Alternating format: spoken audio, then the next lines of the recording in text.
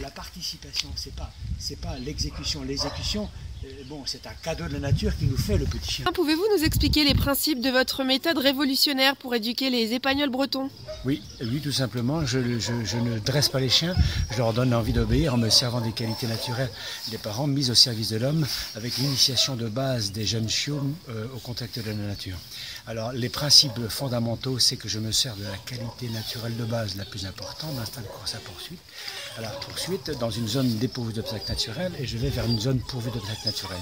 Donc les zones dépourvues d'obstacles naturels, ce sont des zones de glissade, d'insouciance, de conflit et dangereuses. Et les zones pourvues d'obstacles naturels ou artificiels, c'est des zones de réflexion. Là, par exemple, les chiens qui vont vers un grillage, ils sont obligés de ralentir. On profite de ce ralentissement pour le récupérer. Il est plus facile de travailler donc à vitesse réduite qu'à toute allure.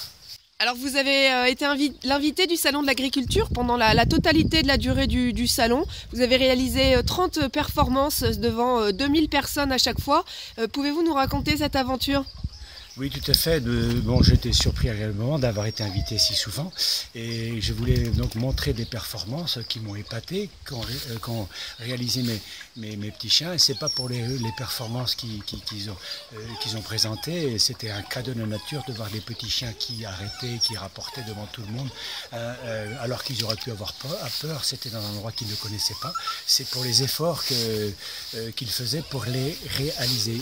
Et cela, ça m'a ému et ça m'a donné la chair de poule. Et je pense que des spectateurs qui m'ont donné leur retour de ce qu'ils avaient vu lorsque je sortais du ring, ils en avaient les larmes aux yeux. Il y en a même certains qui ont pleuré.